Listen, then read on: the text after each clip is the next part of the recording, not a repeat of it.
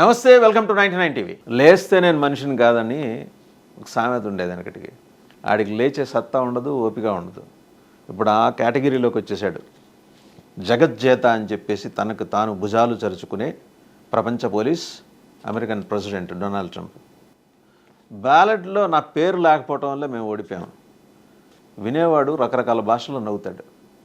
ఎవరి భాషలో చదువుకొని ఆడి భాషలో ఆడు నవ్వుకుంటాడు. ట్రంప్ గారు ఇచ్చిన స్టేట్మెంట్ అది. అమెరికాలో అధికార రిపబ్లికన్ పార్టీకి స్థానిక ఎన్నికల ఫలితాలు మింగుడు పట్టం లేదు. ఖచ్చితంగా మింగుడు పడవు. మనం వచ్చిన కాడి నుంచి ఈ రోజు వరకు చేస్తూ వస్తున్న అరాచకం కానీ, సృష్టిస్తూ వస్తున్న విధ్వంసం కానీ, అక్కర్లేని చోటుకెళ్ళి యుద్ధాలు ఆపినట్టుగా చేసుకున్న ప్రచారం కానీ, మొత్తం ఓవర్ మార్కెటింగ్ కానీ, ప్రతి దేశంతో కయము అలాగే ఇష్టం వచ్చినట్టు టారిఫ్లు పెంచడం కానీ, ఇవన్నీ ఈరోజు స్థానిక సంస్థల ఎన్నికల్లో ట్రంప్ గారి మీద విపరీతమైన నెగటివ్ ప్రభావం చూపించేశాయి. సో ఇప్పుడు అది ఆయనకి కడుపులో దుగ్ధం మొదలైంది. ఏంది ఇది, నేనేదో మగ అని చెప్పి వస్తే నన్ను మగాడిని చేస్తారనుకుంటే, make America great again, MAGA మగ అనుకుంటే వీళ్ళు ఊడ్చిపారేస్తున్నారు స్థానిక ఎన్నికల్లో అని చెప్పేసి.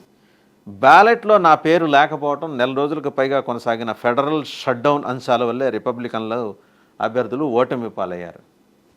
అయ్యా, అసలు మీలో సత్తా అంటూ ఉంటే బ్యాలెట్లో మీ పేరు ఎందుకండి? మీ గుర్తు చాలుగా, మీకు ఏనుగు గుర్తు అనుకుంటా, అది చాలుగా, దాంతో గెలిచేయచ్చుగా.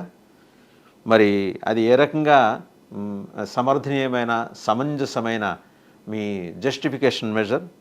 ఆయన ఇదే రాశాడు, బ్యాలెట్లో నా పేరు లేదు పేరు లేదు, ఫెడరల్ షట్డౌన్ అంశాలు ఇవన్నీ కూడా రిపబ్లికన్ ఓటమి పాలు కావడానికి అంటూ పోల్స్టర్స్ అభిప్రాయాన్ని తన సోషల్ మీడియాలో పంచుకున్నారు. అంతేకాకుండా ఇంకోటి చేశారంట ఈయన, కాలిఫోర్నియాలో రీమ్యాపింగ్, రిగ్గింగ్ జరిగాయంట.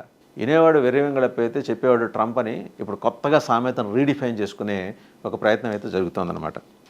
తాజాగా జరిగిన స్థానిక ఎన్నికల ఫలితాలు అధికార రిపబ్లికన్ పార్టీకి గట్టి షాకే ఇచ్చాయి. దేశంలో అత్యంత కీలకంగా మారిన న్యూయార్క్ నగర మేయర్ పదవితో సహా పలు రాష్ట్రాల్లో జరిగిన ఎన్నికల్లో డెమోక్రటిక్ పార్టీ అభ్యర్థులు ఘన విజయం సాధించడం అనేది మింగుడు పడిన అంశం. పచ్చి వెలక్కాయ ట్రంప్ గారి గొంతులో పడింది. ఎవరికి సమానం చెప్పుకుంటారు? పొద్దున్న లేస్తే పక్కన దేశంతో దగ్గర నుంచి అందరితోటి తగువులు తంపులు.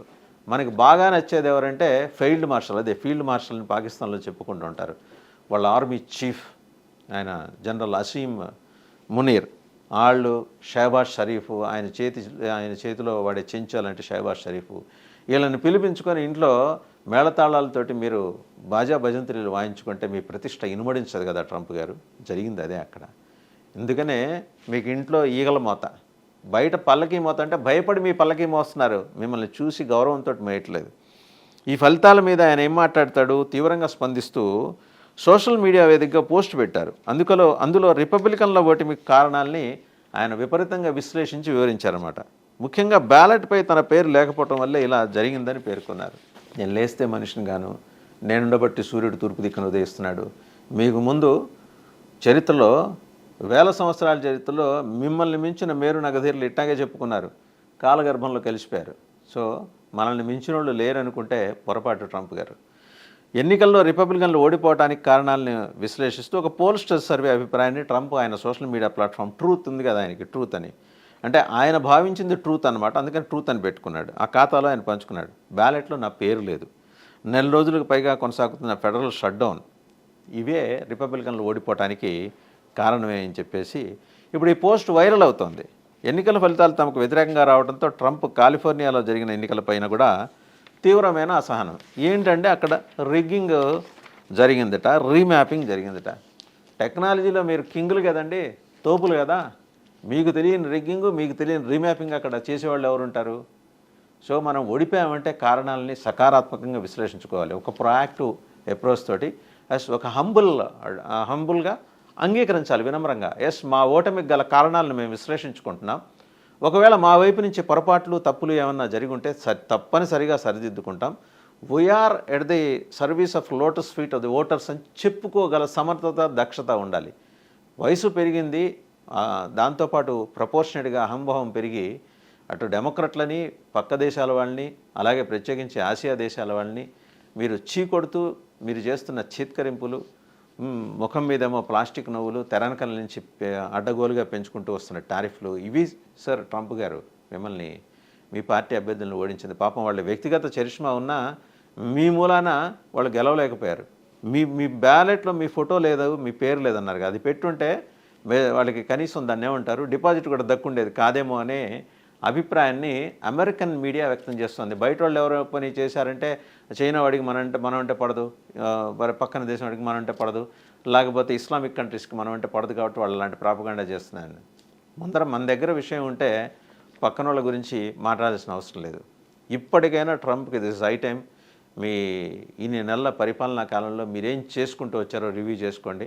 జనవరి 20 నుంచి ఇప్పటిదాకా మీ ఎగ్జిక్యూటివ్ ఆర్డర్స్, అలాగే మీ తీసుకున్న తలతిక్క నిర్ణయాలు, మీరు 15% వేస్తే భారతదేశం కూడా 15% వేస్తుంది.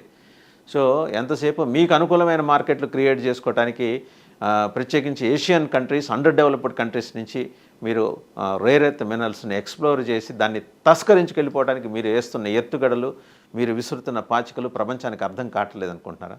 అలాగే ఇజ్రాయెల్, సరే ఇజ్రాయెల్ కాజ్ ఒక రైట్ కాజ్ అయి ఉండొచ్చు, బట్ ఇజ్రాయెల్ భుజం మించి మీరు పేలుస్తున్న తుపాకులు ఎవరికి తగులుతున్నాయి? ఆలోచించుకోండి ట్రంప్ గారు. ఇవన్నీ కూడా మీ దేశీయ అలాగే అంతర్జాతీయ పాలసీలు, విదేశాంగ విధానాలు, జియోపొలిటికల్ అఫైర్స్లో జియోపొలిటికల్గా జరుగుతున్న మార్పులు, ఇవన్నీ ఈరోజు డెమోక్రట్లని గెలిపించాయి. ఏదో మీ మీద ఒక వ్యక్తిగత కోపంతో డెమోక్రట్లని జనం గెలిపించడం కాదు. ఇక్కడ మీరు చేస్తున్న వ్యవహారాల వల్ల అంతర్జాతీయంగా మీకు పడిపోతున్న పరపతి, రేపొద్దున అమెరికాని దుంపనాశనం చేసేదాకా మీరు నిద్రపోరు అని జరుగుతున్న ప్రచారం, ఇవన్నీ ఈ స్థానిక ఎన్నికల్లో ప్రభావం చూపించాయి. సో ఓటమి ఎవరికైనా సహజం, వినమ్రంగా అంగీకరించండి.